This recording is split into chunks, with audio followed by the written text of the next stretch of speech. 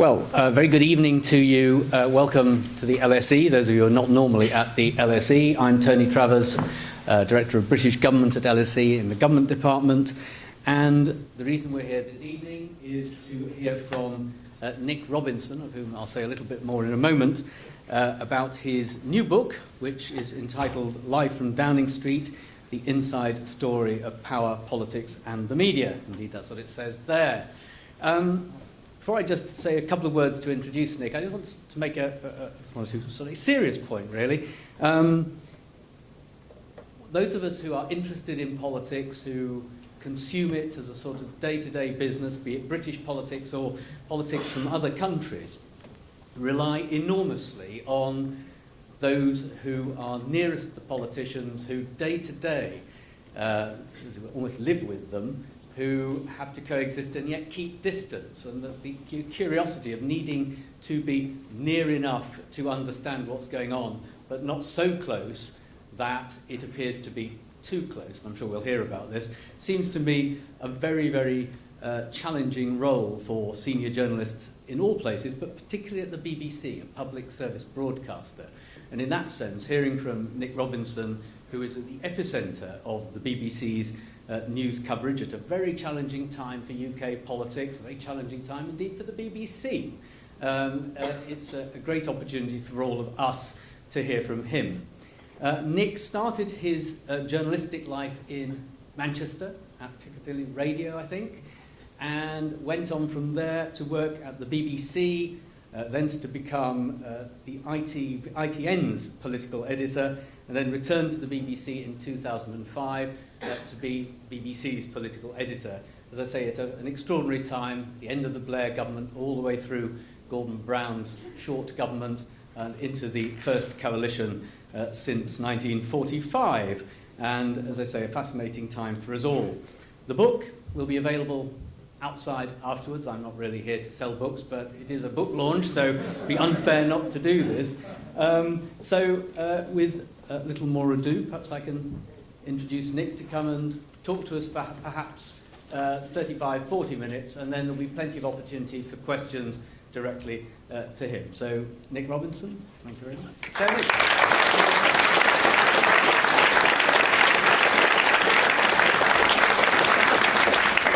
Tony, thank you very much indeed. Ladies and gentlemen, good evening. Thank you very much. Can I just begin by asking you a question? What on earth are you doing here on Valentine's night? I'm here, of course, because I love you all, but I assume that it obviously isn't practical, actually, for me to buy you a bouquet or chocolates or take me for dinner, but you collectively could certainly buy me one. So I hope that you'll be doing that by the end of the evening. Now, I'm not here to talk about Valentine's. I'm here to give the first annual LSE lecture on how to manage a crisis, a case study from the BBC. We may, I suspect, in questions have the odd question about that. I'm not here to talk about the BBC's recent woes and some important steps that were taken today to try and start rebuilding our reputation and internal morale and so on. I'm more than happy to answer your questions if you want to do that later. I'm here really partly because as an Oxford man, I was fascinated to see one of the better other universities. I thought that would be well worthwhile. That reception there was, that nobody actually booed. I counted on some of you booing. That reception reminds me of a story that John Major used to tell. There's usually a sinking feeling at that point. He's going to tell a joke by, not Billy Connolly, but John Major. But John Major actually told some good stories. And this is a true story John Major used to tell about the time that he met Boris Yeltsin, President of Russia. And Major said to the President, he was very interested in the stories of the horrendous economic situation in Russia at the time. And he said, tell me, Mr. President, briefly if you would, how would you, I've read lots about it, I've heard lots about it, how would you sum up the state of the Russian economy? And Yeltsin listened to the translation. And then in English, he's just read, good. And Major waited, thinking, maybe he was trying to get up with some more words. And nothing came. So John Major said, well, just fleshing that out a little, could you maybe spell out a little bit more on your view of the state of the Russian economy? And Yeltsin said, Not good.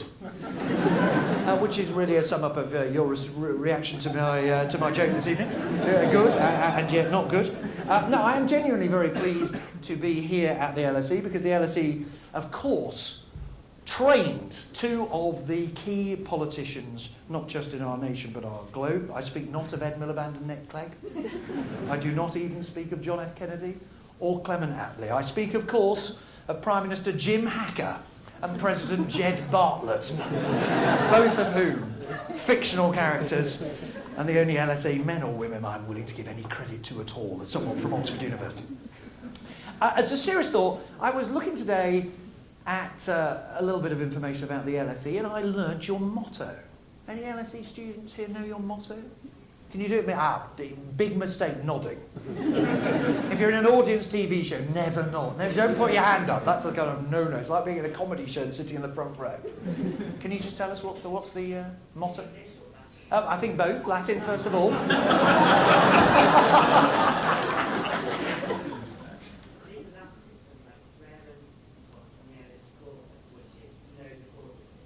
Absolutely. There we are. Round of applause.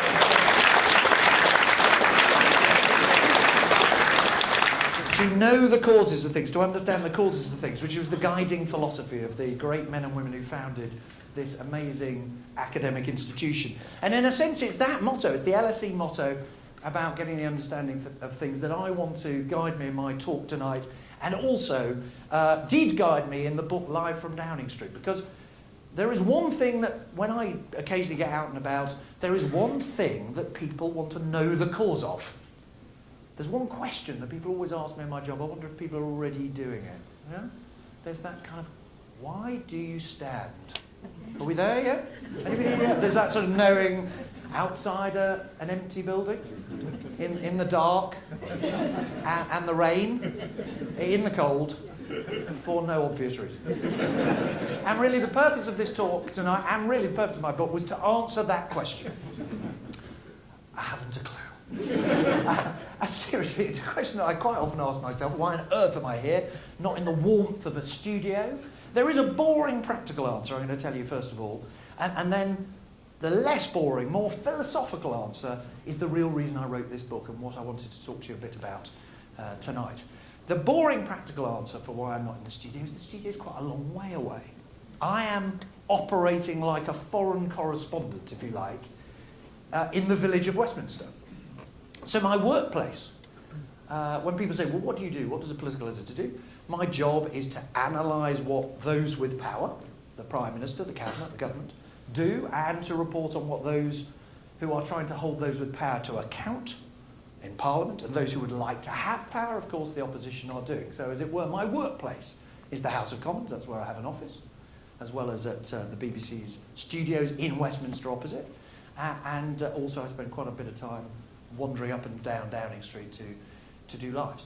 That is where I work from. And Television Centre is an hour away by cab or tube, and therefore isn't very practical for me to get back if I want to monitor what's going on at Westminster up until the final minute to do a report. So that's the dull answer to that question. But I hope the rather more interesting answer to the question of why I stand in the cold and the dark and the rain and the wet is because I can. And what do I mean by that? What I mean is, and I say this particularly in this institution, I think of all institutions, one of the great triumphs of the LSE, I think, is it has attracted men and women from throughout the globe and not just taught them academically, not just brought them together as a student body, but it's taught them British values. It's taught them the values of democracy, the values of freedom as well.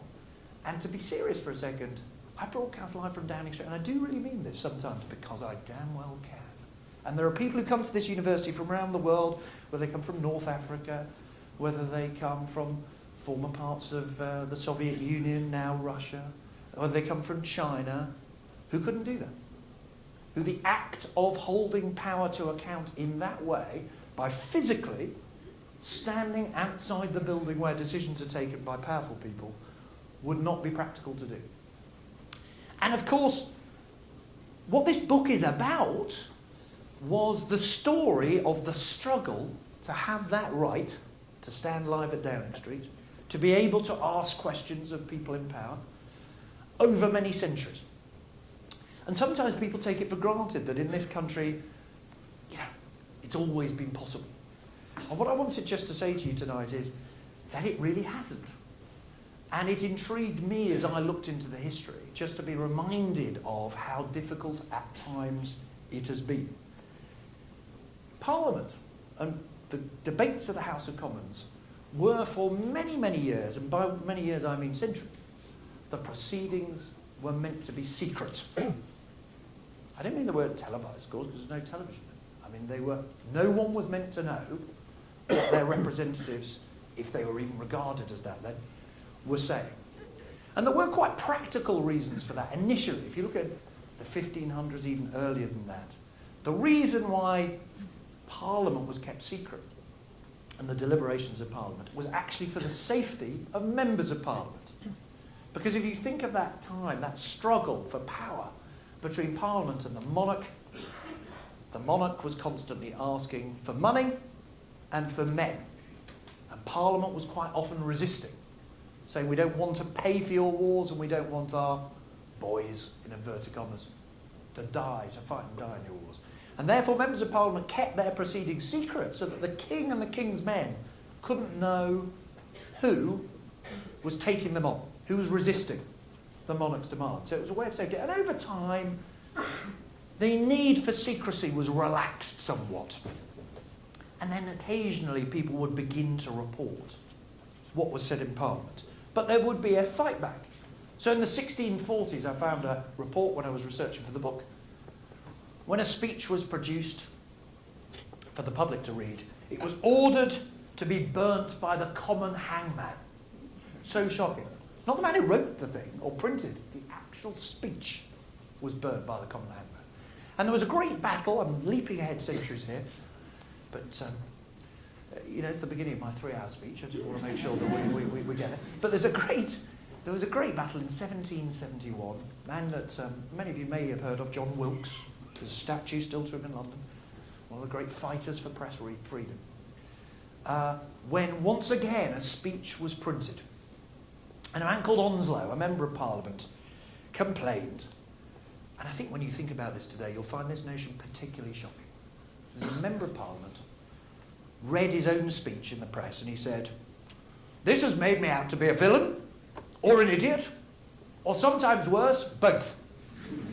An idiot or a villain? I mean, I just can't think of members of Parliament being regarded in that way in our current day. It's unthinkable, isn't it? Onslow was very upset and he persuaded Parliament that they should order that the printers of this heresy should be arrested and thrown to the Tower. Now, I won't give you the whole story. Those of you who are doing politics or history may well have studied it. But it ended up with a riot outside the House of Commons in which the then Prime Minister, a man called Lord North, really famous for losing America, which is a bit careless, let's be honest, losing America. But he was the one who was assaulted. His carriage was destroyed, much worse from his point of view. His hat was destroyed as well. He was very fond of his hat. And he fled from Westminster, swearing that he would never try to impose these laws again. But for years, the law of secrecy in terms of the coverage of politics in this country was not repealed. It just simply wasn't implemented. So it was a long, long battle. And there are all sorts of stages on that journey. One of the great speeches during the Napoleonic Wars by William Pitt the Younger was not covered at all externally, and there's still no record of what was said, because it hadn't occurred to anybody that they ought to reserve, as you have here, seats for the press. And the MPs took their friends and family in to see this debate. The journalists tried to fight their way in. There was an editorial in the Times saying it was a disgrace. They couldn't get in. So it was only later that a special gallery, the one that I'm lucky enough to sit in now, was built for journalists to sit rather like as you are, ladies and gentlemen, up here. That's how I sit in the House of Commons. So you've got the green benches below, and I sit up there, able to look down on what's happening. But again, that was the result of a fight, a struggle, to get the right to do it. Now, all of this, as I say, may seem like rather ancient history. Why would it interest a broadcaster today? Well, the reason is because the fight continues and continued when broadcasting itself was first created. When the wireless, as it was called, radio was called, to start with, it was invented, one of the very early pioneers of radio, a man called Burroughs, went on to be the first director of programmes for the BBC. He said, there is no serious reason why this could not transmit debates of the House of Commons to the people. And he was right. There was no serious reason it couldn't. But can anybody here, any idea how many years it took? 60. 50 was a good bet. 60 years from the moment he said that till members of Parliament finally voted to allow radio in, and it was yet longer because radio came first and then television came on quite a long time after, in the face of opposition from Margaret Thatcher when she was Prime Minister. Her own backbenchers had to rebel in the end to force her, or to vote for, cameras to be allowed into the House of Commons. So this resistance to having full coverage, this resistance to the public knowing, this resistance to questions has gone on. And it has produced a tension over the years, which is another theme of the book. A tension which goes much, much further back. People, when you say this, tend to say, yeah, you mean Alistair Campbell in Iraq. And I'll maybe say a word or two about that in a second. But it goes much, much further back. Go to the general strike of 1926. The BBC's only just been created. Winston Churchill was then Chancellor of the Exchequer, and also effectively Minister for Propaganda. And Churchill, who many people I suspect in this hall, when you think of Churchill and the BBC, what occurs? It's those wartime speeches, isn't it? It's those great wartime speeches. And people tend to think that Churchill and the BBC go together like a burger and horse meat. You know, they're just like that. Yeah, I was slightly late here, incidentally, by the way, because the Food Standards Agency, was breaking news, have set new hurdles for the production of meat. Yeah. They say they're worried that there's just far too much salt and sugar in them. Anyway, moving swiftly on. Oh! Winston Churchill was no friend of the BBC. In fact, he was a loather of the BBC. And a loather in particular of John Reith, its founder, because in 1926, when the general strike started, the government did what governments do. During national crises, what do governments do? They say, we are speaking in the national interest. We are not mere politicians, we are representing the national interest. In other words, they elide the national interest, the party political interest, partisan interest, and their own personal interest. They put them all together and say they are as one. And then they expect the BBC, in particular, to do their bidding. So in the general strike, Winston Churchill said it would be monstrous if what he called this instrument of propaganda were not used on the government's behalf. And one of the first and crucial battles that the BBC had to fight was to keep its independence. Now, in truth, get the book if this is of interest to you. In truth, because there isn't time to go in detail. In truth, the BBC's independence there was very heavily compromised. And John Reith, the first Director General of the BBC, actually helped to script the Prime Minister's radio appeal for the strike to end. So it's a pretty funny sort of independence, but to be fair, he was making up as he went along the notion of what it meant for a broadcaster to be independent. He had no other model to copy. That was independence. There was another great battle during Suez, 1956, the Suez crisis. British troops are flown into Egypt. For those of you who don't know the history of it, the United Nations condemns the action. Britain is secretly, we didn't know at the time, or they didn't know at the time, I wasn't born, that there was a secret deal between the Israelis and the French and the British. And a crucial episode of Any Questions. Anybody here listen to Any Questions? Like Question Time on the radio, it's the original thing on Radio 4. Crucial Questions of Any Questions came on during the Suez crisis. The panel were informed that due to the law at the time, something called the 14-day rule, they were not actually allowed to discuss anything that MPs either had discussed in the previous 14 days or might wish to discuss in the next 14 days. For a topical current affairs discussion programme, this was something of an obstacle. So, The first question on Any Questions in 1956, November the 2nd, was, do the panel believe that in the modern home, carpets are a luxury or a necessity? Seriously. That was the requirement then, the constraint, the straitjacket that was put on broadcasters. And so angry were two MPs, and to be fair, of opposite sides, there was one Labour and one Tory. They complained on air, though they never said the word sewage. It was the most bizarre row. I've heard it. Listen back, the archive still exists. Bizarre row in which they never say the thing they're arguing about. It's sort of code of conversation. But so angry did they get that at one point the engineer pulled the plug on the whole programme because it was too dangerous. So I just give you these examples of how this is a long battle for what can be broadcast and how it can be broadcast. Eventually, Suez and the arrival, I have to say, of competition, very important in our business. The arrival of ITN, absolutely crucial, because they were less establishment-minded than the BBC. They were less willing to go along with the rules of the time, more enthusiastic about picking a fight. A great man called Robin Day, one of my inspirations, was a young reporter then, one of the great presenters, founder of BBC's Question Time programme. They used to break the rules. And they broke the rules and they made their own rules. It's something that has always rather inspired me, really. Now, so I find myself, really, as the beneficiary of many of these battles that have been fought over the years and over the centuries. And it's occasionally proved to produce the odd tricky moment. In the New Labour period, before they got into government, I think it's fair to say that New Labour wanted a degree of control, should we say. You remember the old joke about the guy in the barber's chair in the early New Labour years? And he had a pair of headphones on, and the hairdresser thought, I'm going to take them off. So took them off, put them on the table. And at that point, his customer falls down, drops down dead. And they pick up the headphones, and in the headphones, Peter Mandelson's going, breathe in, breathe out, breathe in. Great thing about being in my job by long, it was a terrible joke everybody heard 20 years ago, but no, you can use it again. It produced the odd sort of moment, and my first real experience, I had 10 years as a current affairs producer. I used to work at Panorama, but I only transferred to being a reporter in the mid-90s. And very early on, I found myself as the duty reporter on the Today programme early in the morning. The guy, if you guys get up early, you sometimes hear at 6:30. You will hear at that time.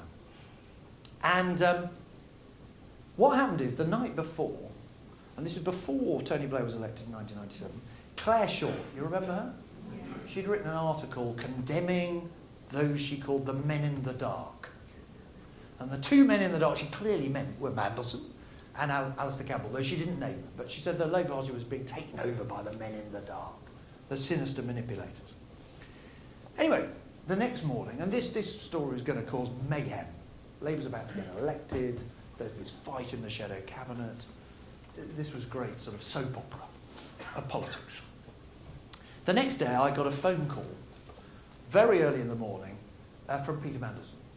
And it became clear to me that they had panicked overnight that this story would cause huge damage to the Labour Party, and they needed to somehow cobble together a statement between Shaw and Tony Blair to suggest that he didn't disagree on anything at all. And so Peter phoned me and told me what they'd say, and I said, look, I've got to run, because it was 10 to 8, and the news bulletin was on there at 8.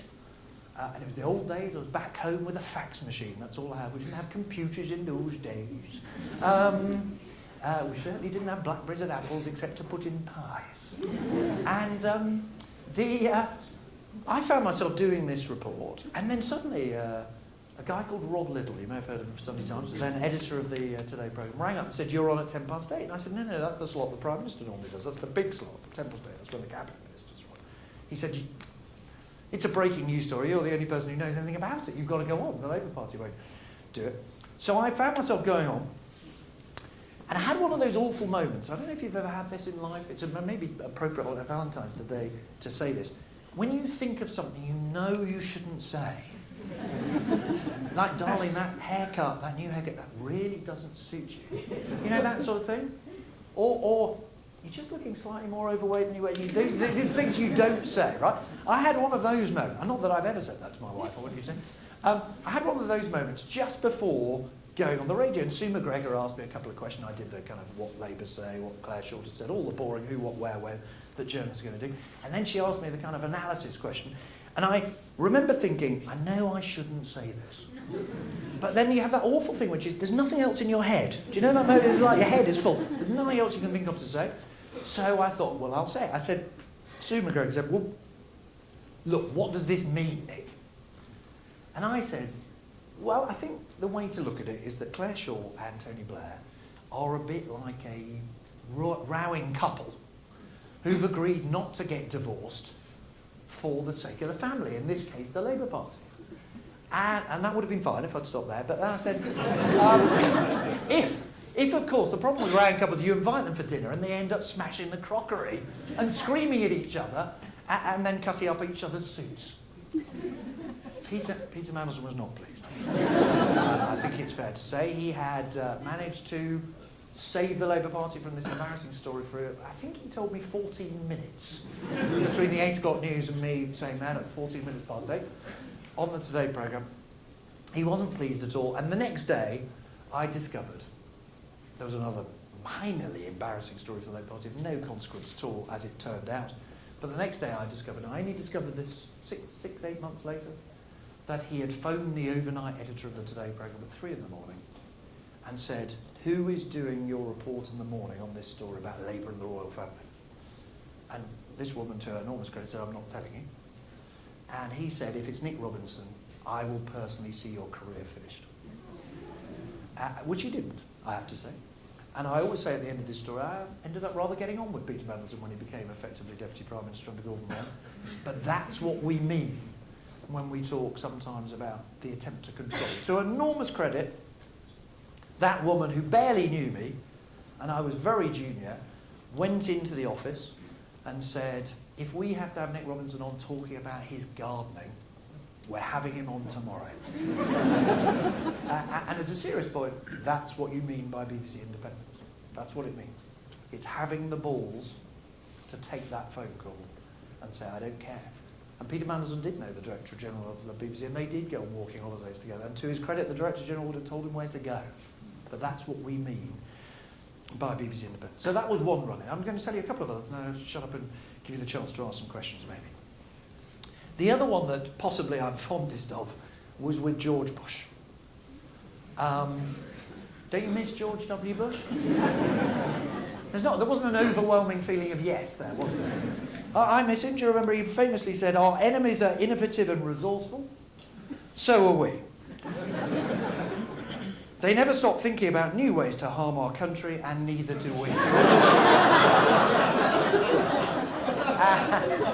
Who could...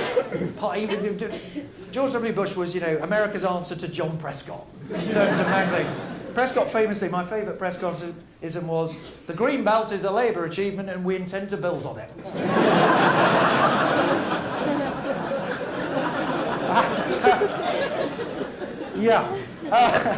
Anyway, I distract myself. George Bush, that's what I wanted to tell you about.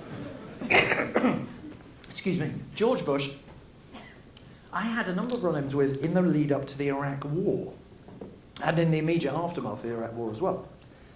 And in a sense, I only tell these stories partly because I hope they're nice stories, but partly also because I think they illustrate the role of journalists asking difficult questions. The first one I recall was Guantanamo Bay. You remember the argument about whether he would send British people back from Guantanamo Bay? And in answer to one question at a news conference I was at between Tony Blair and George Bush, he said, to explain why he wasn't giving in to Tony Blair's demand that these guys got sent back, he said, these are bad people, he said. And it was my turn next to ask a question. I found myself asking, Mr. President, do you realise in 4 words you've just summed up why people don't trust you with other people's liberties? Which was, yes. It was considered just a little kind of sharp, I think, but I thought it was defensible. But I'd be interested, it might be an interesting conversation, where does the line lie in terms of what is an acceptable question for someone doing a job which is about impartiality? Is an interesting question. I'd be very happy to talk about it and answer questions. But this then happened again, which is I went again with the Prime Minister Blair at the time, post the war, when it was clear that things were going very badly wrong in Iraq. There were terrible death tolls, major bombs, and there was a big report had just come out by something called the Iraq Study Group, saying how badly wrong things were going. And the President and the Prime Minister, this was their first words since the report had been published. And I assumed that they would have cooked up some formula to explain how they accepted this advice that things weren't going to plan.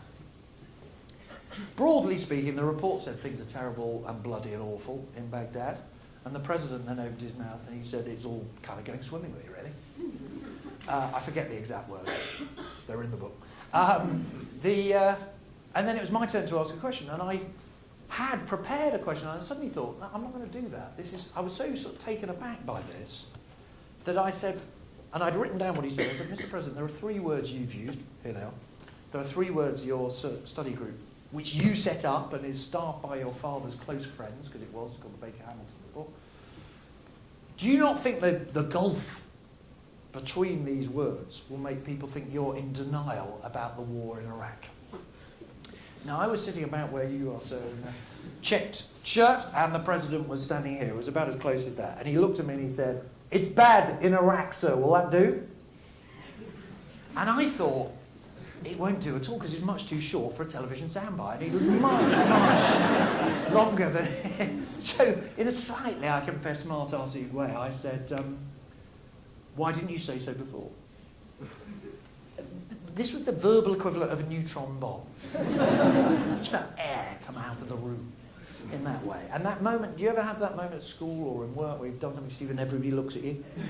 I had one of those, except it was the head of the CIA. And the Secretary of State, and it was all quite awkward, really. And Bush started to finger jab. "You, sir, should realise," he said. And it was a very kind of nervous moment. The BBC, at its best, waited about 24 hours before they told me whether I was fired or they thought it was a great success.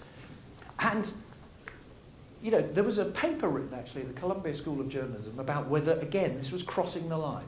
Was this a statement of opinion rather than a question? I would defend it, but there are people who don't. And it just leads me to my last anecdote, and then I'm going to wind up, which is I then went back to the United States with Gordon Brown for his first visit with George Bush. And it was quite tense because, you know, Brown wanted to distance himself from Bush and distance himself from Blair, so it was all quite awkward, the whole thing. And I thought, I can't do this trick again. I've done this, you know, I've had a row with the president, enough already, you know. And, but it came to my turn to ask a question. Another interesting little sort of factlet. Traditionally, Downing Street, whoever's running it, has always just asked the TV guys. It's tended to be the BBC, Sky, ITN, who get a chance to ask questions. In America, I discovered from a Downing Street official that the night before this news conference, they'd spent 2.5 hours in the White House working out which American reporter to ask the question. To the point that they'd gone through their dates of birth, and they discovered that it was one guy's birthday. And so what they did, he never asked a question, he was famously shy. As he stood up, the President says on live television, he says, "Hey Chuck, it's your birthday and you can ask a question of the President of the United States. Do you think it's going to be a tough question?" And they would target people who'd asked the wrong questions. To their enormous credit in Britain, I have never ever not been asked to ask a question in the immediate aftermath of having asked a difficult one. Anyway, I digress. So it came to my chance to ask a question, put my hand up, said Nick Robinson, BBC News, and I thought, this is fine, I'm getting away with it. And the President then looked at me and went, "You still hanging around?" So I said, "Mr. President, it's very, very nice to be back in your country, thank you very much." And I asked the dullest question I could think of.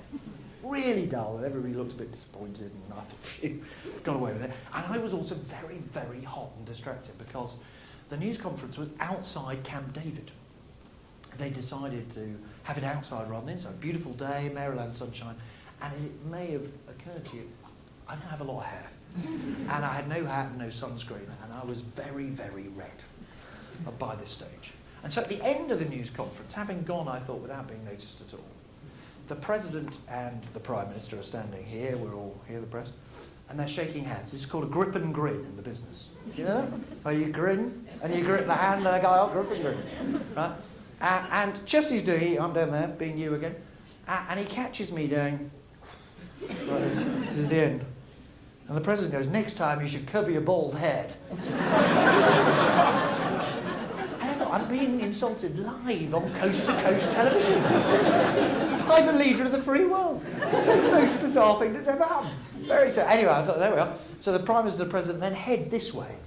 And behind them is Marine One, which is the presidential helicopter, like Air Force One, but a helicopter. And that is the big photo opportunity, and they're going to, that'll be the picture on the front page of every national paper. And when they've gone a bit, I thought, just because I was feeling a bit self-conscious, I just whispered as I record it to a few people around me. I said, I didn't know you cared, Mr. President. I don't.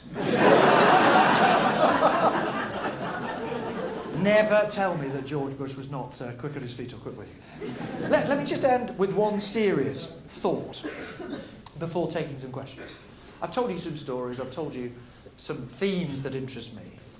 My one big theme that I think, and I give this particularly to people who are studying politics or studying journalism as well, is that I hope the book sort of addresses is, don't take it for granted.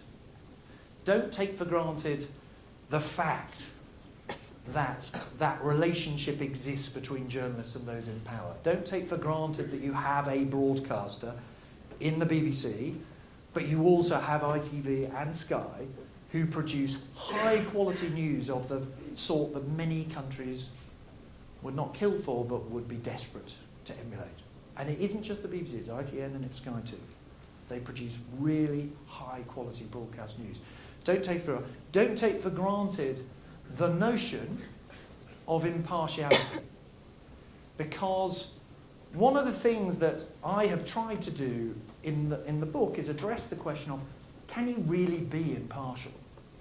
And there is a perfectly good argument that I've heard again and again, and some people might feel it here, that impartiality is a sort of self-conscious neutering. What it means is that you don't ask the tough questions of major powerful corporations or of governments. It's a critique made quite powerfully by, I'm going to forget his name now, from The Guardian, who did the hacking investigation. Forgive me, the name will come back to me in a second. Davis. Wrote a very good book on this, that impartiality is therefore not a real concept. And there are others who think, well, impartiality is an ideal, but it's never reached.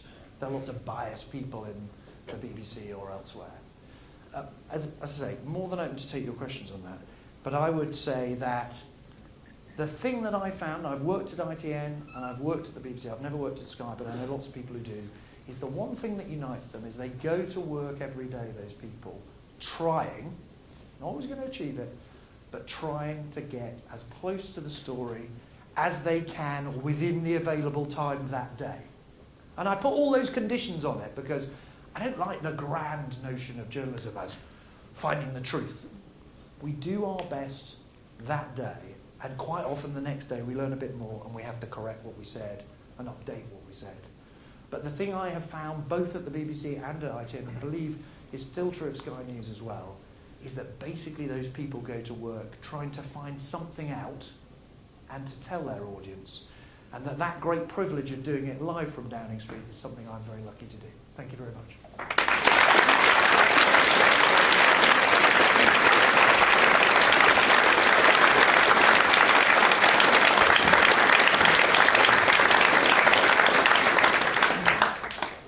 Right, well we've now got about 3/4 of an hour for questions. I'm sure there will be plenty, questions and observations.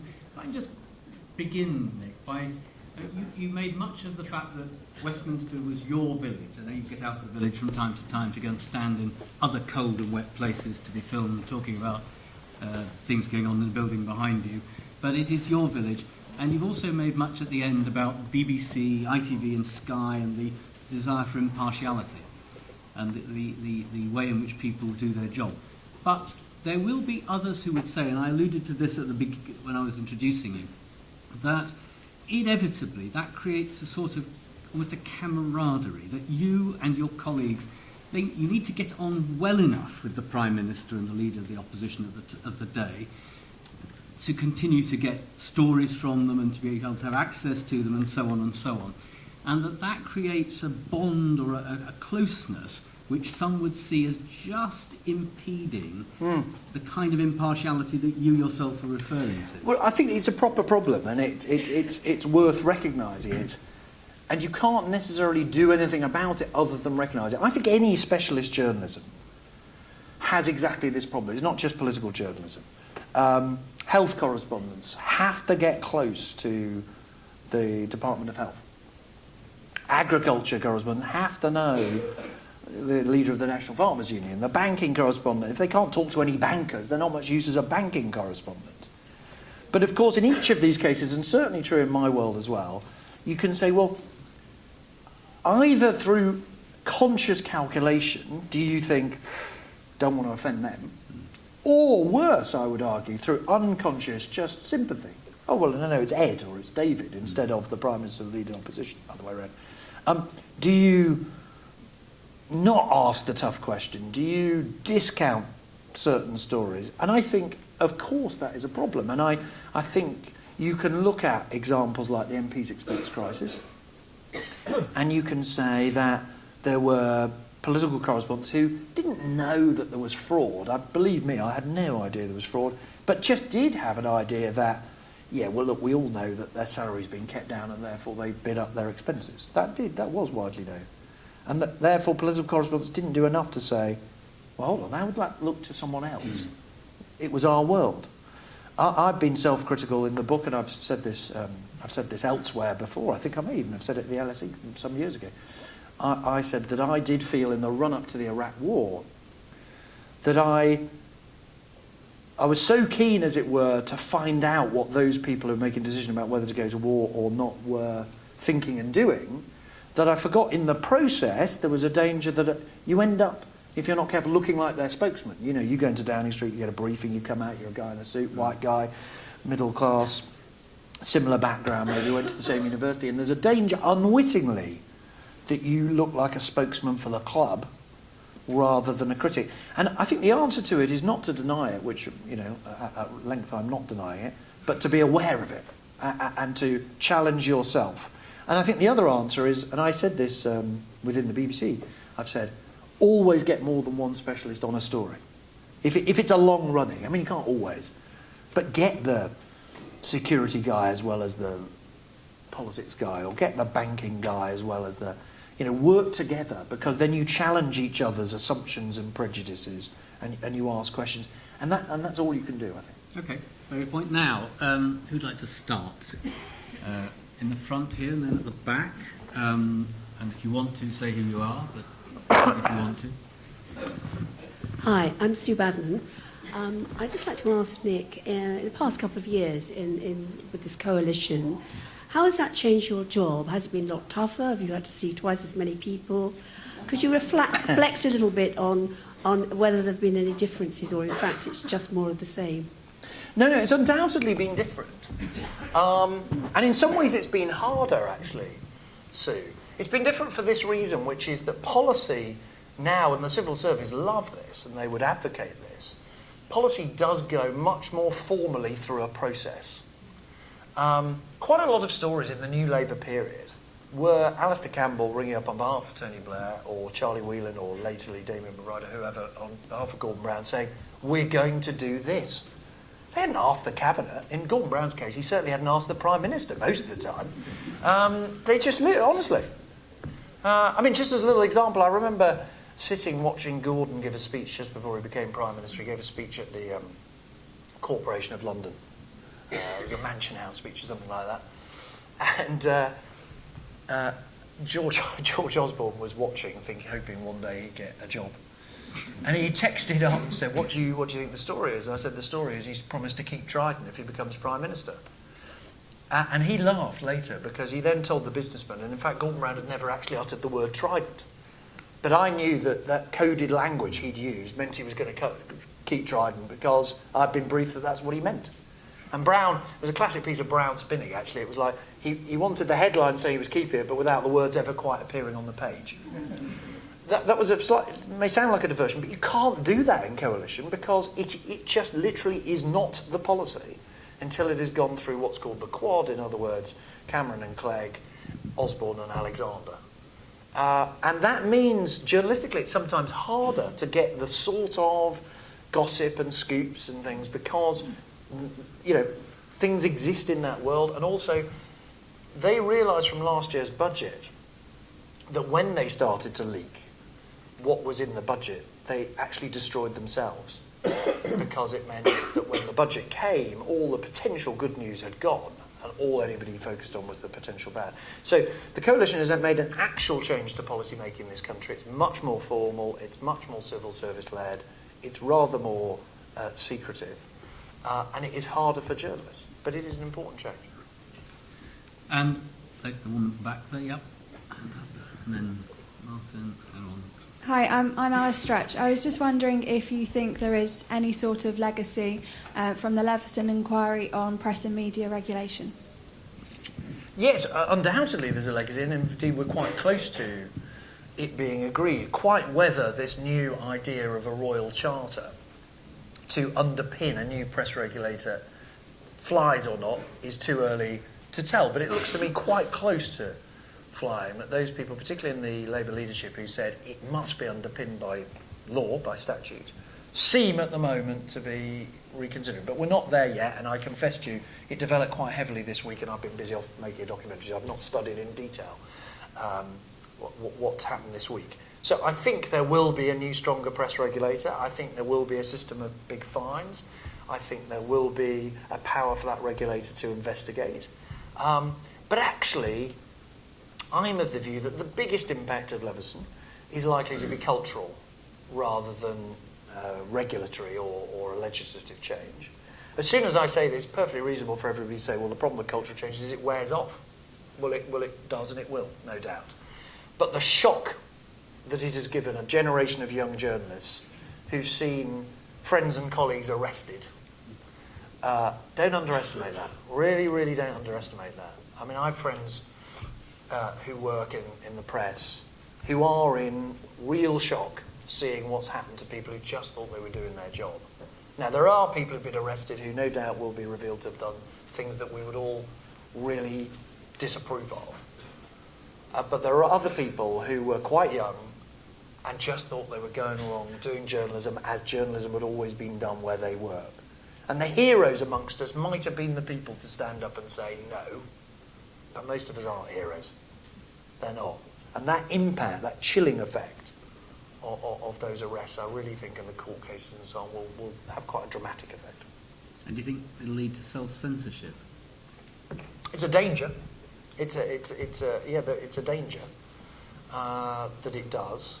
I mean, look, I don't think that the press should invade people's private lives in that way, but there are, and I think some of the press response to Leveson has been hysterical. To talk about China, I mean, I talked earlier about China and Russia and so on. Whether you like the Leveson report or don't like it, and I literally cannot take a view. I have the report on it. I do not have a public opinion on Leveson. I'm not able to have one. But it's kind of not Zimbabwe, is my balanced analysis, I think. Sorry, Paul Dacre, but I don't think it is.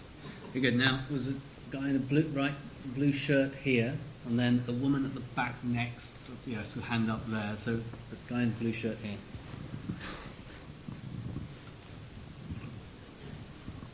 On the subject of impartiality, I remember Baroness Hell saying at a talk here a couple of years ago that she had no idea what the political convictions of the other Supreme Court justices were. I'm not likening you to a Supreme Court justice, but do you know what the political convictions of your friends in the broadcast media are? Actually, no, really. I mean, quite a lot of them had student political involvement, and I write about it in the book. I was involved as a student politician, right? And therefore I've got form. And in a sense I've been, if you go on Wikipedia, you'll find people saying, Nick Rosser can't possibly be balanced because this is what he thought 25 years ago. I'm broadly of the view that 25 years is quite a long time.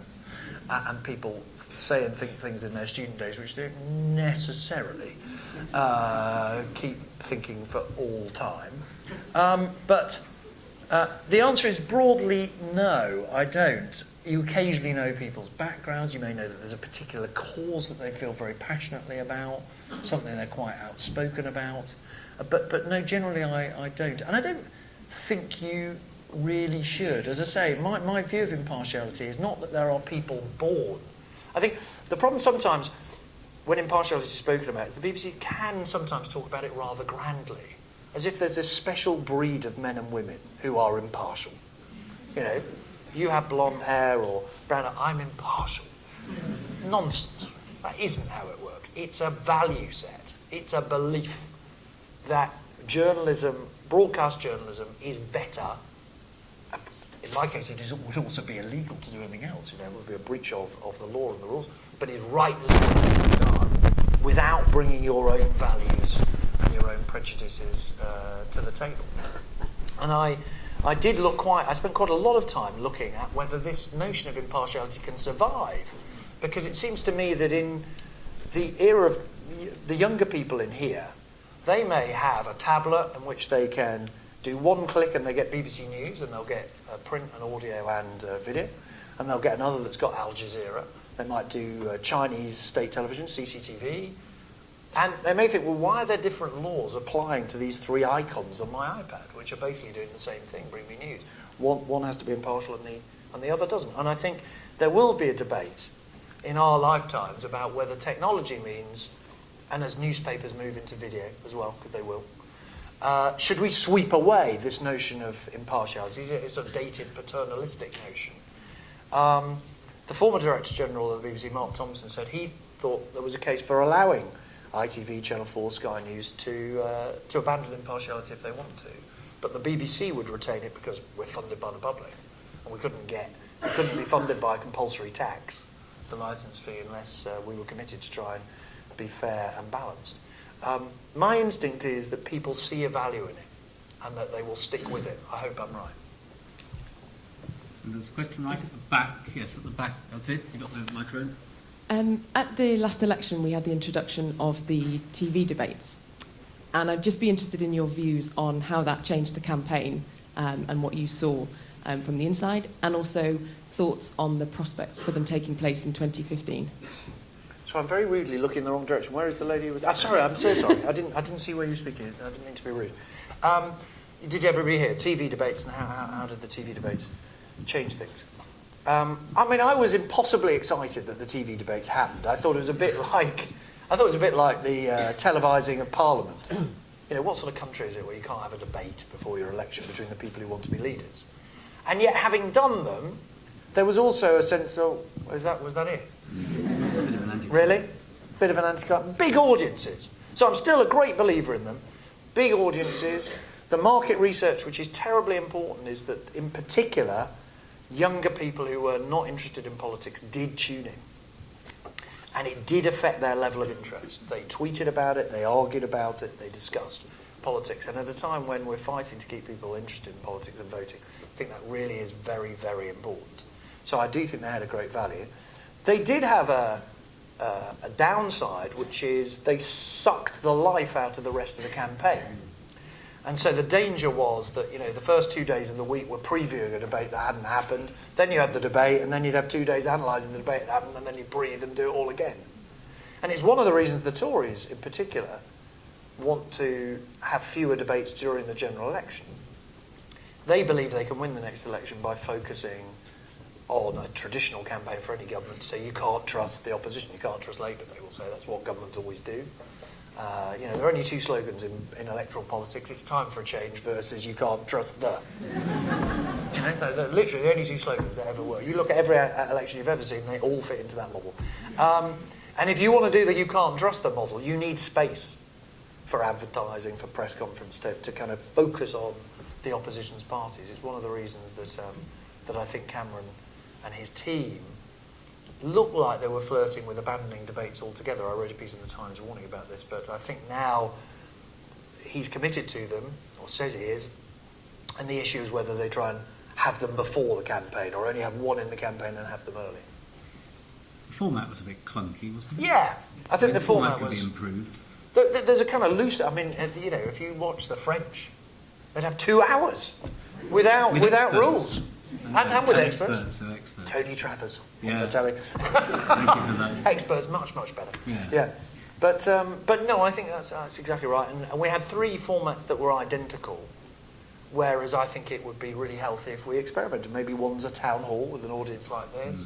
Maybe one is that rather formal presentational style we had before. Maybe one's a kind of more of an expert panel or a journalist panel asking questions. But they're impossibly hard to agree because politicians, and that more to the point, their spin doctors just see danger. What if this happens? What if that happens? And it makes them incredibly... There was a hilarious negotiation I learned about later about who would shake hands with whom in what order. Literally. So there was a fear, I just sort of acted out. So the fear was, you'd have these 3 lecterns, and the Conservatives, Andy Coulson became, I'm told, paranoid that, Brown would shake Clegg's hands, like, no, what about our guy? Does that mean he doesn't like our guy? So then there was could they all 3 do a sort of musketeers thing? Yeah? One for on and one for all. And they honestly spent hours debating, and then they agreed nobody would shake anybody's hands. And so one negotiator said, can't we just bloody shake hands with who they want to? No hands will be shaken. So they're all that sort of thing that spin doctors are, after all, paid to worry about. And then here. So there, here, and then at the back. Okay. Hi, Martin Rogers. I have read your book, and one thing struck me when you were talking about standing in Downing Street, talking to people politicians as they came past. And it made me think, why do politicians confide in members of the media in the ways that they do? Why do they not only plant stories, but chat to you as you're walking up Downing Street in the way that you can't they can give you a favour, but you can't give it back because BBC's impartial in that? But you can give a favour back in a different way, and it's not an overt trade. What do journalists have? Information. Because I know what you've said, and I also know what they've said. And you don't know what they've said, and he doesn't know what you've said. And so there is an appetite amongst politicians. What do you think is going on? Do you think Gordon Brown really is plotting against Tony Blair? Would come the question. Not a complicated question to answer, as it turned out. But in other words, politicians, it's a gossipy world. People like gossip, and they want to... information is power. They want to have a bit of information that somebody else has not got, and to have it. They genuinely want to get your sense of it. I mean, the first question I'm almost always asked by any leading politician is, if it's a Labour politician, what do you think the Tories are up to? Tory, what do you think Labour are up to? Because we have the great privilege of talking to people on all sides, and therefore it's not an overt trade, it would be, but there is a sense in which they get something back because they get a better understanding of what's going on, and they're just inveterate gossips, really. That's all. Just like telling people. But yes, in the book I describe how being on Downing Street sometimes, not always, quite often it's empty, but you just bump into people, which can be fascinating. People who come along, they come out of meetings, there's all sorts of things. I thought, oh, right, they've been in, have they? That's interesting. I once, Gordon Brown came back late night from being at a show, and I was broadcasting in Downing Street, and then the next thing I noticed is that David Miliband was coming as a guest for a drink at Downing Street late at night, before Brown was Prime Minister. I thought, hello. Interesting. So you pick up things that way. And certainly the former Chief Whip had an interesting passage. Indeed. Downing Street, as it turned out, still a matter of much interest. And in the middle here, yeah, and then at the back.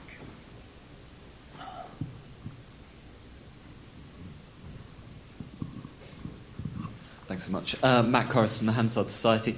What do you make of the criticism that some would have that the media coverage of politics in general is too negative? And is there anything politicians can do and the media can do to present some of the more positive work that politicians do and inform the public better about that? Yeah, no, I think there is something in that criticism. And when I was writing, the book is not really a memoir, there's bits of it that are, but I did review some of the stories, and I couldn't even remember why somebody had resigned, let alone the exact circumstances of the resignation. And there are times where you think, that was a major scandal, it was so scandalous, I can't remember why they went.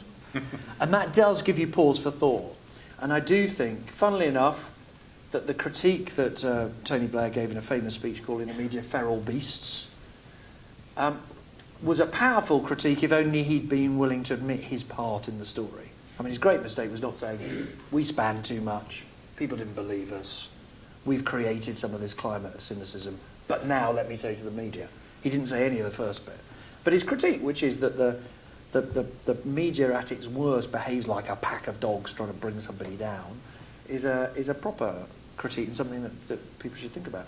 What can you do about it? I think there are two things that you can do about it. One is to be willing to stand outside the conventional wisdom. One of the things I think is bad about, I'm going to do my old-fashioned Yorkshire voice again, about new technology. No, it's a sort of, but I'm going to make an old farts point. But one of the things that is bad about the information age we live in now, it's encouraged crowd thinking. It hasn't. The number of kids I talk to who go, no, it's brilliant because I'm independent. No, you're not. What you do is you find out what your friends think on Twitter and then everybody thinks it. Or in a blog. There is much less independent. One of the reasons there was more independent thinking even before I became a journalist is quite often the political editor of BBC did not know what the political editor of ITN had said till 24 hours later. You couldn't tape what he'd said. You were busy at work. There was no videotape. You certainly couldn't read it on Twitter. How would you know unless somebody rang you and said, an old-fashioned phone with a wire? This is what was... So you had much more... There was much less sense of a pack mentality. And I do think at its worst, technology now produces a sort of, I'll tell you what I think when I've discovered what everybody else thinks. And you can have... the granny tax is an interesting example of this. In the last budget, someone thought of the hashtag granny tax for a measure that George Osborne announced. Now, there is an argument, and my point is not to say the granny tax is a good or a bad thing, but there is an argument that said it wasn't really a tax at all. And no granny was going to pay more tax. I won't bore you here now, but it was about a over time equalisation of a personal tax allowance. So it just meant that a future benefit some grannies might one day have got, they now wouldn't get. You try saying that on the telly, granny tax is a lot snappier. And there is a danger that it... So the two ways I think we've got to do it is, one, just have more courage to say, no, I don't think that is how it is. Actually, I don't think that is what everybody cares about. And the second thing is, as you say, to highlight where politicians do good work. One thing that I think is incredibly positive in recent years is the select committees have become the place. You may not even know they're called select committees if politics isn't your thing. But the grilling of bankers, the UK immigration authorities, the guys who did the security G4S for the Olympics, I could go on and on, it'll happen now with the food industry, grilled by MPs, live on television, wrapped in the news. I think, again, has its downsides. It's sometimes rather theatrical and childish, and sort of, but it does at least have the role of being that Parliament is the place that people are held to account. It's the kind of modern-day stocks for people who've done something wrong. So I think we have to emphasise that as well. Well, I mean, for talk about MPs grilling the food industry, congratulations on resisting another horse joke. No, I didn't, of course. Chap here and then right in the middle there. Oh, God, I've forgotten you. I'm so... Yes, you, and then here, and then there. I'm so sorry. Really sorry. How serious do you think is the current constant and public sniping at the Prime Minister by Tory backbenchers? It's pretty unprecedented. How much unrest is there? And when you're in the lobby, do more than the usual suspects come up and bend your ear on this, on the Prime Minister and his failings? Can I add to that? Isn't this the Conservative Party losing the thing that used to make it permanently the party of government? Yeah. It was always said, wasn't it, that the Tory party's secret weapon was loyalty. Whether they've disarmed it or blown it up in their own faces, I'm not sure. But depends which metaphor you choose. It's serious, but I don't think it's serious enough to topple him. But it doesn't need to topple him to be serious, if you see what I mean. There's no doubt that there is real anger amongst Tory backbenchers. And as ever, what you have to do is be careful to categorise. There are some people who always rejected him. who regarded the whole notion of Tory modernisation as being something that they disagreed with profoundly. Okay? There's another group who are disappointed because coalition meant there were less jobs, fewer jobs to give out. So there are people who had told their husbands and wives that they were going to be ministers, and then they weren't. And they told their friends.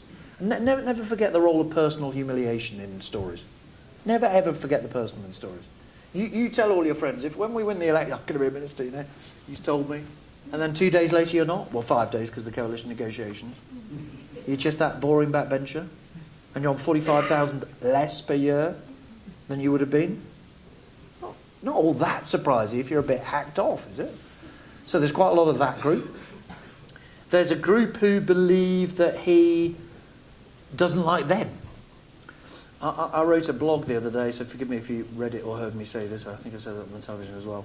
That, you know, Tories used to like heroic unpopularity. They liked Mrs. Thatcher because they woke up knowing that strikers hated them and CND hated them and the Soviet Union hated them.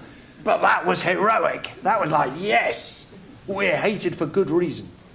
You know, what they don't like doing is waking up, and those were all the dragons that she had to slay.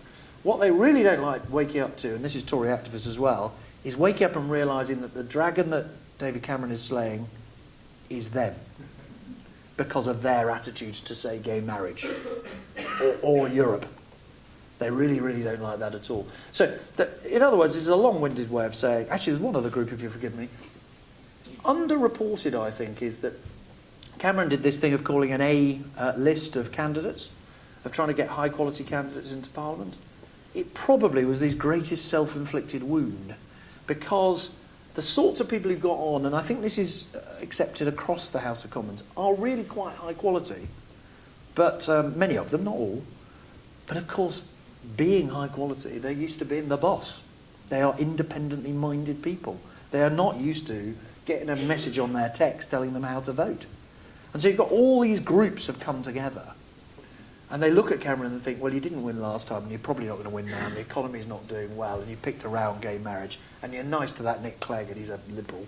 We don't like him. And it is a pretty potent mix, but I don't think it'll bring him down. Okay, in the front here, yeah.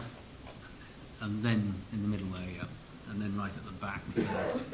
Peter Barrett from think tank Policy Connect. Nick, you won't remember, but just after the last general election, you and I had a phone call conversation. If there are press here, I deny it. My spokesman... Oh, sorry. I've got the notes to prove it. No, I was at the time doing a master's in political communication, and I was doing my dissertation in political spin, the development of it. And it was just after, as I say, the general election, and I was trying to look at whether we had sort of passed the high point of political spin, obviously the New Labour and Labour years, and whether we were going to see, not just because it was a coalition, but just generally because it was a new government, whether we were going to see a new type of spin. Cameron had publicly lamented it, and if we were going to see a sea change.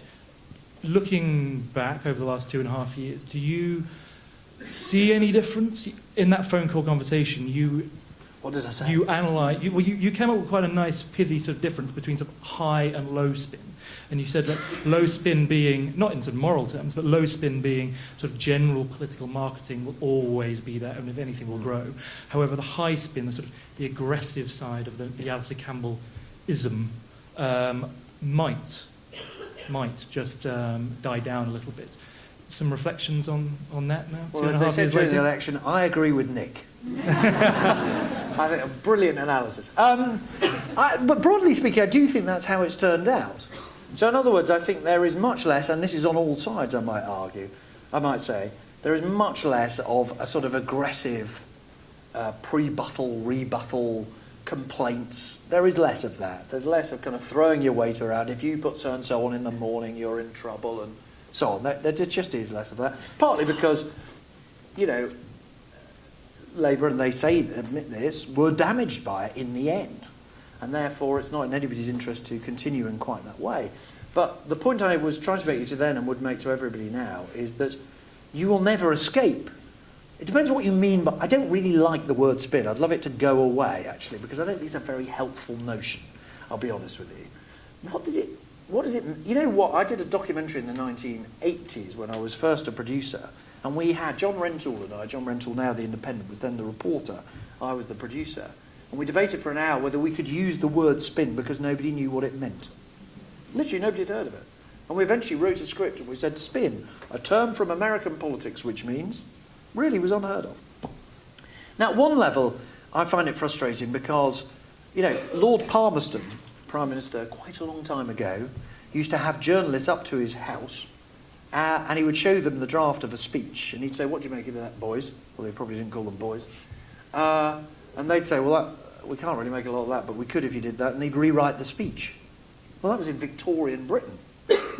Politicians and journalists have always had those sorts of relationship because politicians need journalists to communicate, and therefore they're going to try and put the best spin on it. They'll try and put a gloss on things.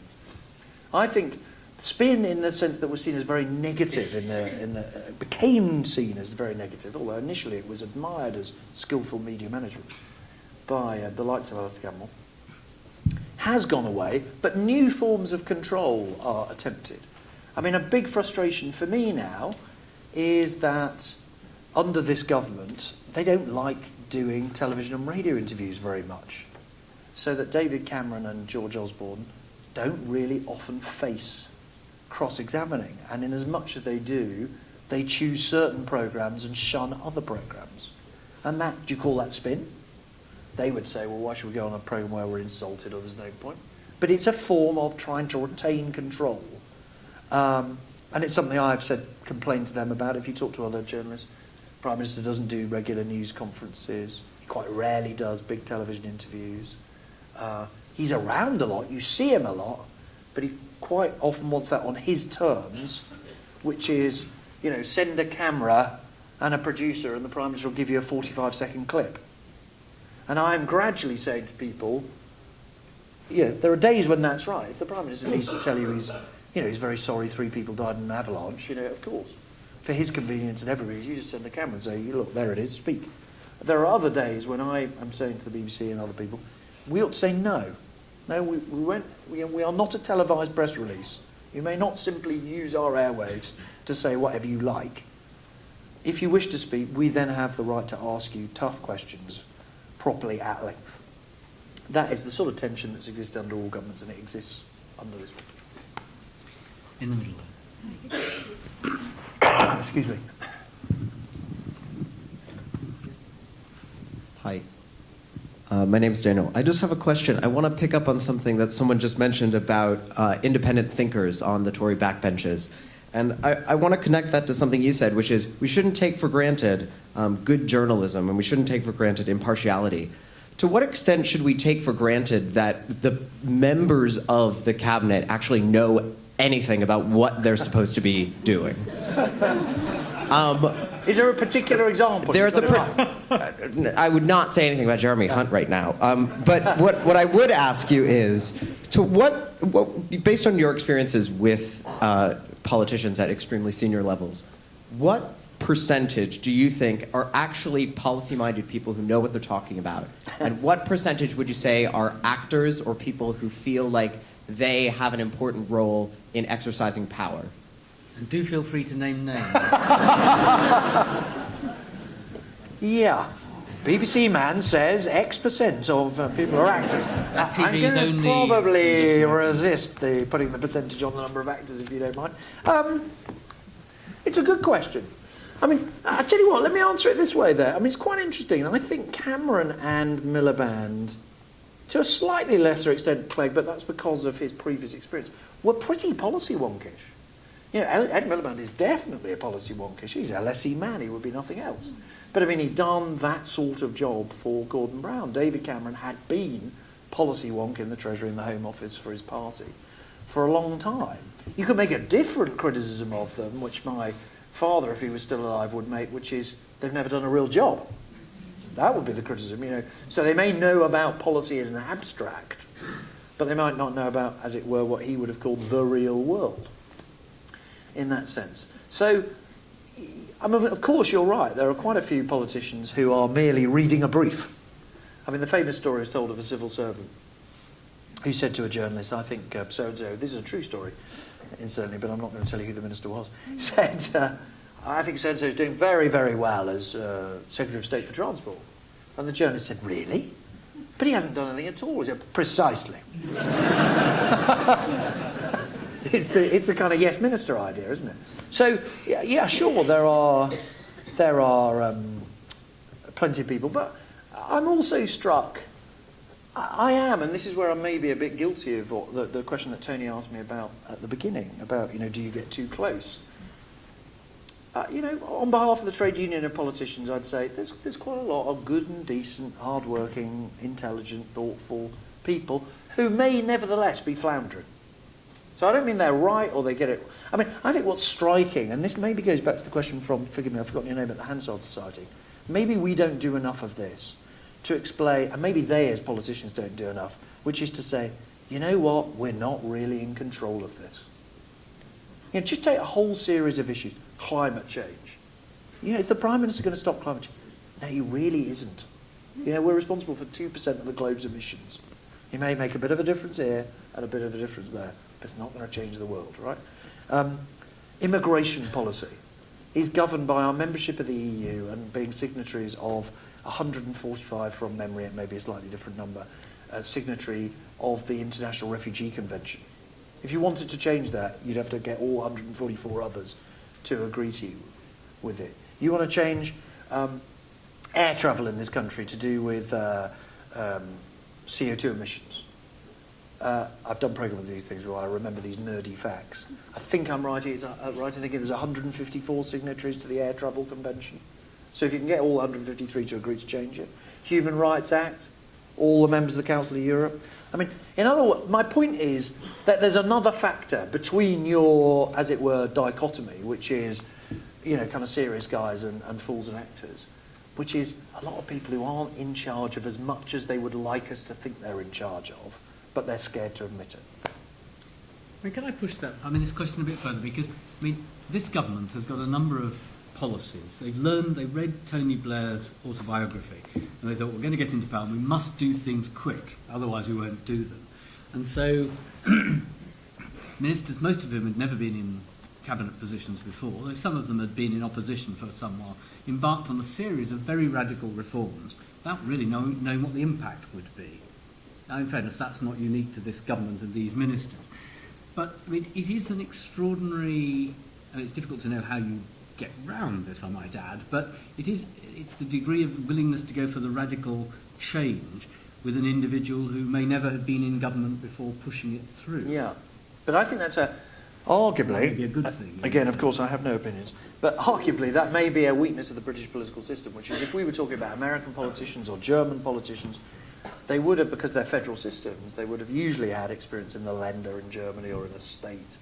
Not always, of course, there are senators. They'd have been older in the past, yeah. Of course. They would have been older in the past. And indeed, they would have been older and had more direct experience. So I do think there's a weakness in the system in that sense of giving people experience. And it seems to me the experiments with giving cities like London more power, now you've got Bristol and Liverpool doing elected mayors as well, is going to give a generation of politicians will be able to say, I have run something.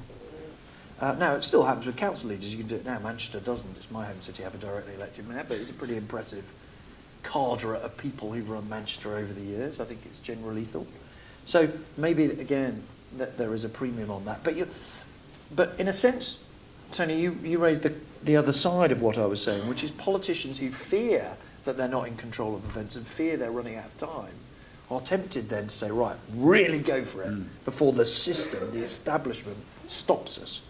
Which is why you saw in health reforms and welfare reforms and particularly education reforms. And I think Michael Gove, if he were here, and I think whether you love or loathe Michael Gove, one of the things is he's pretty candid about this stuff, is he said, I'd rather take 3 steps forward and then end up taking 1 step back. At least I'm moving forward. That would be his, that's what he did the other day when he reversed policy. He's like, sure, I've just done a U-turn, big deal. I'm still changing things. And his real view of the world is, lots of people out there don't want me to change it, and I'm damn well changing it. And you may not like it, but that's how I go to bed at night thinking I've changed it. Okay, very good. Now, We've got about time for 2 questions, so yeah, right at the back, blue shirt. One more from, and there, the long arm. I can see the long arm, but not exactly to whom it's attached. Yes. Absolutely. As long as it's not the long arm of the law. My name's Anthony, and I would declare an interest in your answer because I'm a civil servant and I work in communications and act as a spokesperson as well. I think we've talked a lot about spin and sort of journalists having privileged access to information. For me, the opposite of spin, government spin, is a media narrative. Do you think that actually each government, and to be more specific, each number 10 operation is just as good and just as bad as its predecessor, but it depends on the media narrative? And we saw that with Gordon Brown, his honeymoon period, followed by a mighty crash. Same with David Cameron. Arguably until the last budget, he was riding high, and then with the budget and everything else, it's omni shambles. Is there just an overriding honeymoon followed by a crash?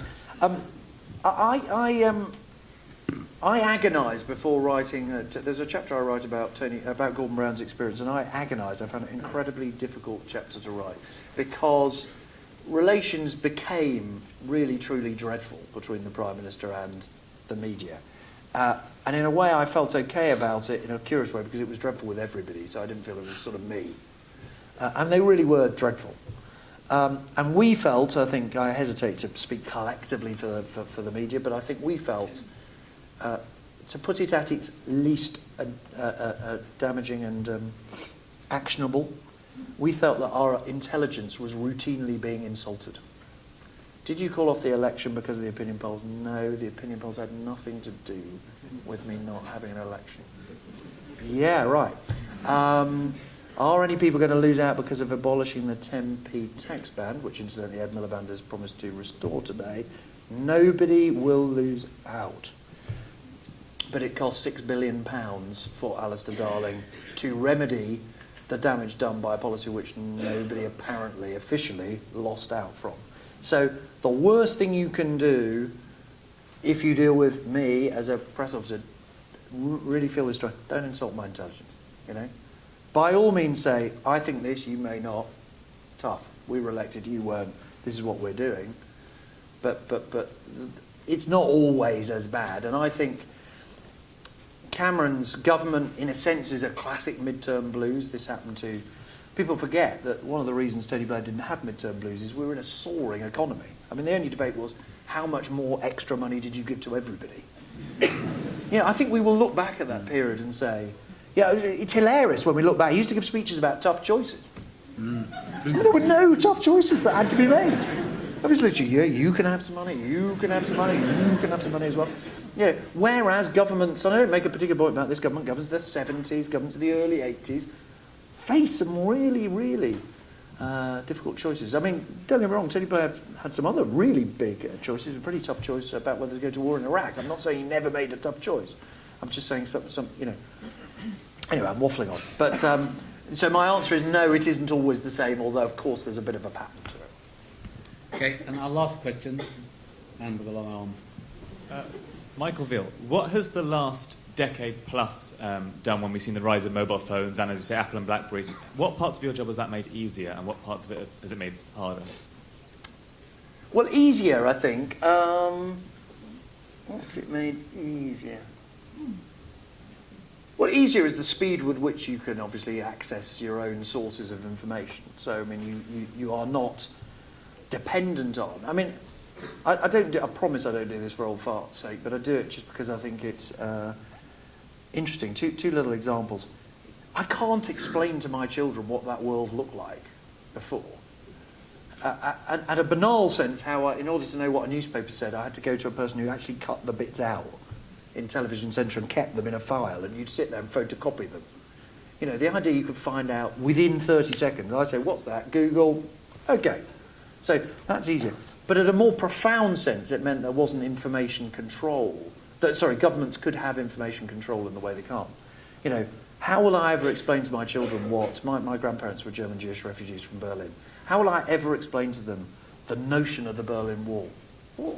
How did they ever understand that you could stand 200 yards from another house, not watch the same TV, not be able to make a phone call, not text, not talk, literally be in different worlds while separated by a machine gun nest?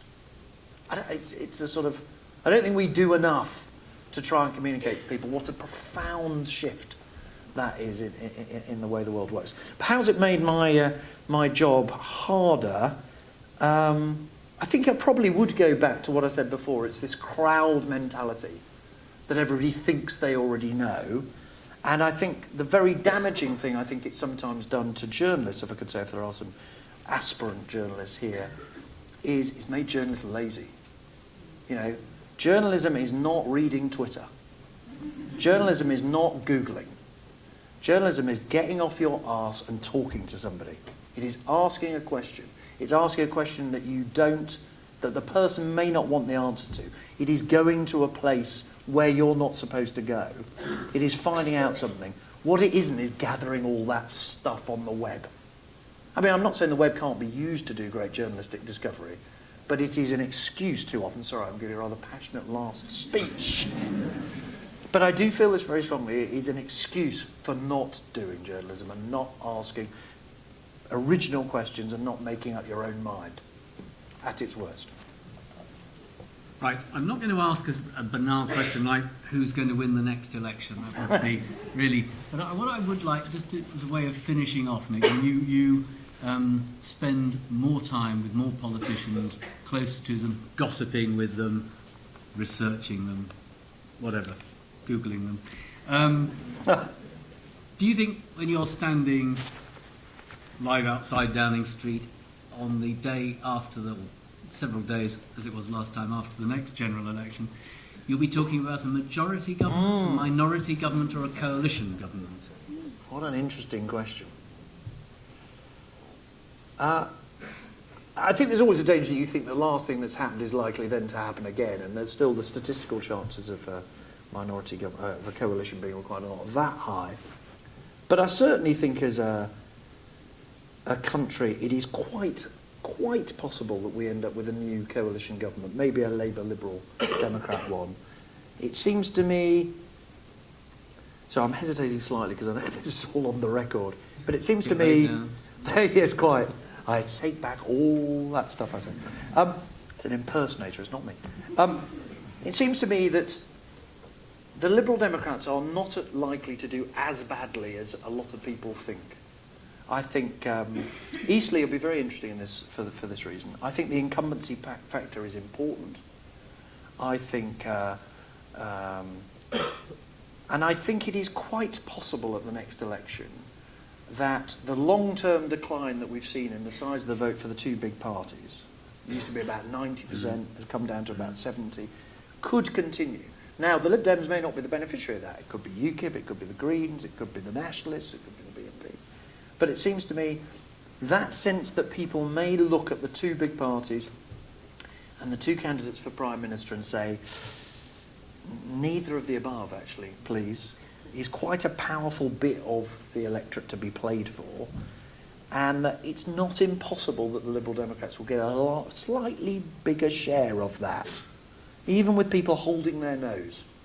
I mean, I do remember that in 1992, quite a lot of people, I don't know, people who had a vote then, revealed that they simply didn't know how they'd vote until they stood with their cross over the ballot paper. And you know, the bad news for Neil Kinnock and the Labour Party is they just couldn't quite bring themselves to do it. And they voted Major, 14.5 million votes, remember, largest popular vote any politician has ever had, John Major. And I just think there's a chance, and I'm not saying who they'll vote for, but there is a chance that when they just come at the last minute, there's going to be something that holds people back from voting for the big two. Lots of people will, but lots of people won't.